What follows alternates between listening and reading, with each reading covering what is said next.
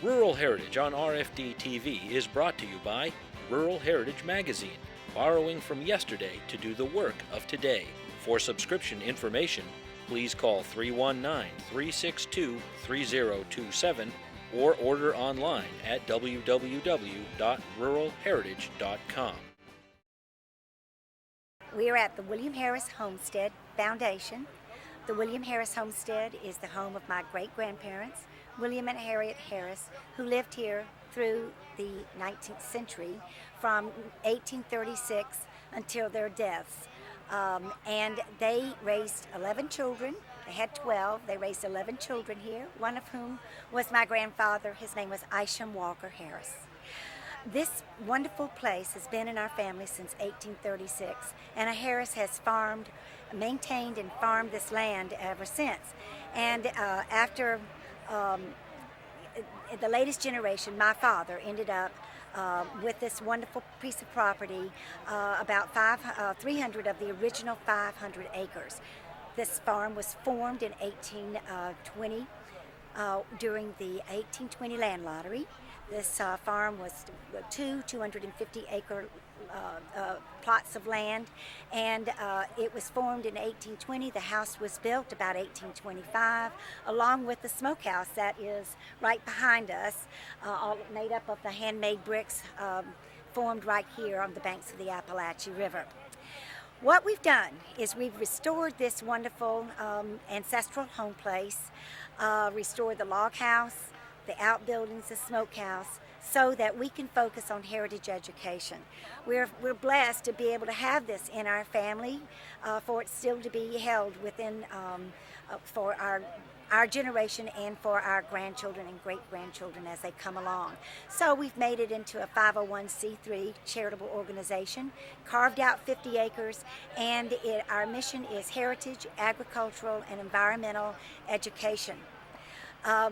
We have a formal field trip program here throughout the year, in the fall and the spring. We have about anywhere from 3,000 to 4,000 school children who come to learn about the 19th century, and that is what Heritage Day is about. Every few years we hold a fundraiser. We are a nonprofit, so raising funds is what we're about too, so that we can keep everything going. But this is an important community event to be able to show not just children, but their parents and grandparents and all what goes on here at the homestead and how we celebrate our forebears, our ancestors' way of life, and to celebrate their resourcefulness and imagination, using their muscles and their hands to do all of the work that was necessary to sustain a large family during the 1800s.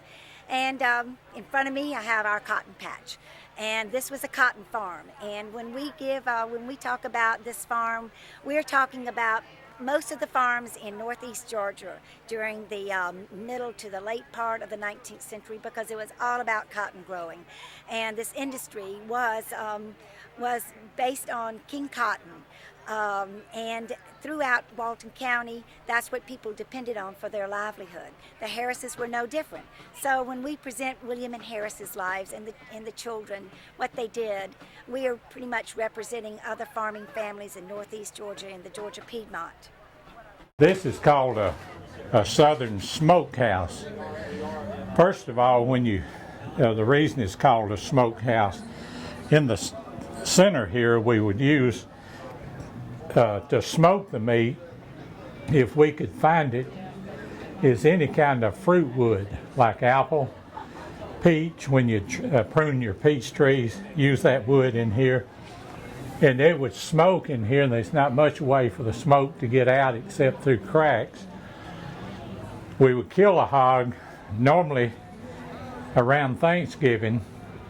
You could build a fire, hang the meat up over this, and have a wood burning. You know, you don't want a big fire just kind of smoking.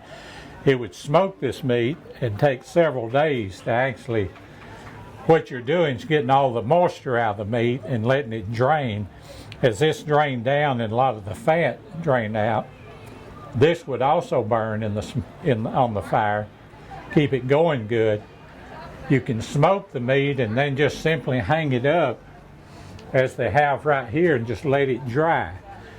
This doesn't look like it'd be edible, but you can wash this real good and slice this meat and then cut the edges off if it's too dark, and it'll be cured out real good on the inside.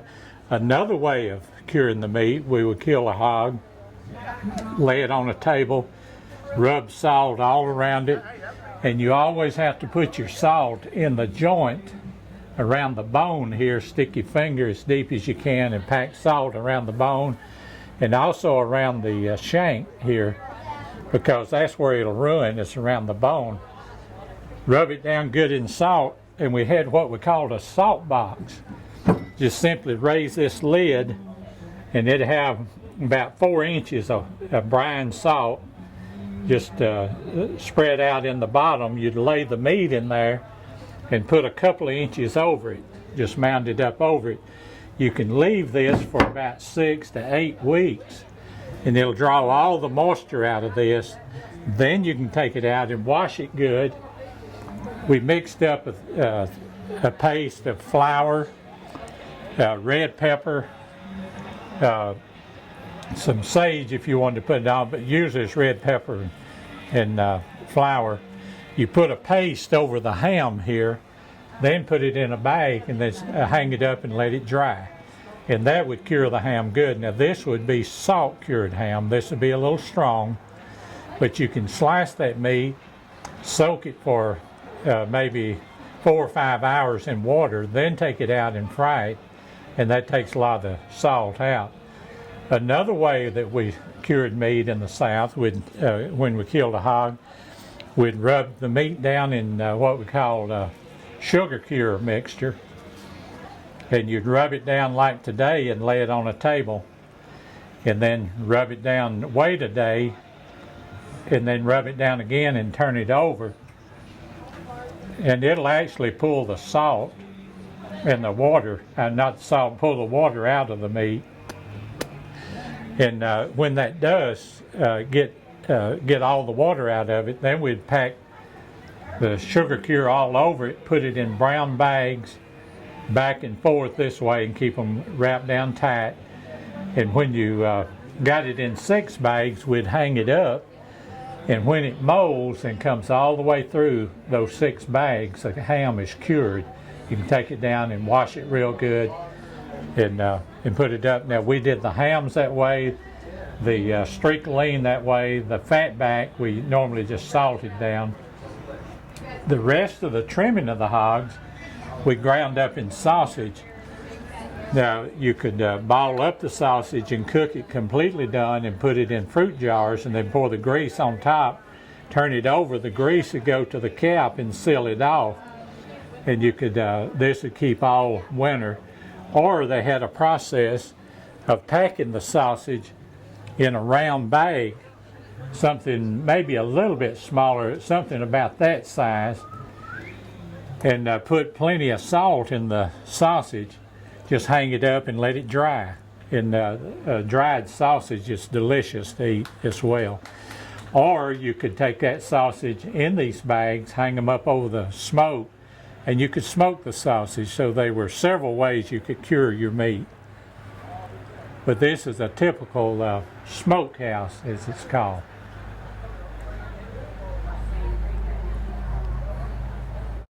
This was what we call plow gear in the South. Just simply your hames, collar, back band, and traces. We go to a lot of parts of the country where a lot of men say that you have to do different things to the front of your plow to get the plow to run good. We use the back band. If you'll notice, most of the time it has roughly about a 2-inch drop to the hitch point.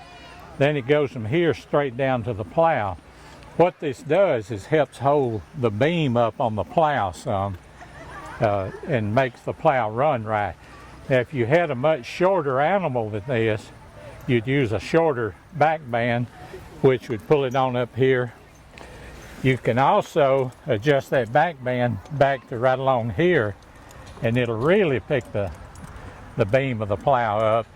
Or if you want it to run a little deeper, just move it back forward. A lot of people think the back band shouldn't have any tension on it at all, but a back band serves a real good purpose. If you'll notice, a lot of people will run the from the loggerhead. They'll let their trace run down to the single tree, and what that does, when it pulls like that, that pulls down on the neck of the animal, and you'll see a lot of mules from certain parts of the country and horses where they've gilded the neck with white hair, and that's a reason for that. This needs to pull back in this angle here. It'll pull all over the shoulder of the animal, and that back band will carry a lot of weight. You'll see it if you see a mule. Used to, if we were dragging logs with them, you'd see them hump their back up some to help pull. They pull from here, and also they carry a lot of this leverage from right here on the back band. This is just simply called plow gear, but we in the South most of the time use this with a wagon as well. You think you have to have britching to make for a team to back a wagon, but these mules would learn real quick to hold their head up high and back to where the collar wouldn't slide forward, because you had your breast chain here to the breast chain on the wagon, and when they'd back, they'd just throw their head up high and lay into it. They could back up the hill wherever. And if they're broke to this, they would never tighten up britching. They'd know to get their neck back and start backing. Now, if you were moving heavy loads and going down a steep incline, you would definitely want britching on, because that does help hold the wagon back. Britching is real good. Another thing that britching works for, on the mules, I use a lot of the box britching, which has a strap coming across here with a D-ring that fastens your trace here. So you have a break point here, and you have a break point here, and then this goes straight down, and they'll carry a lot of weight on their hip. Now you see that used in Tennessee. If you use a two-strap britching, it's just got a tug holder here that holds the trace. But what that does, when you're turning the animal with the trace up here, they don't step out of the traces as bad.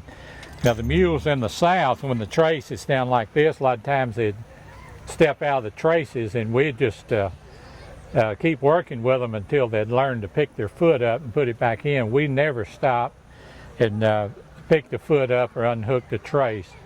They'll rub their foot for just a minute, but then they'll learn to get their foot back in the trace.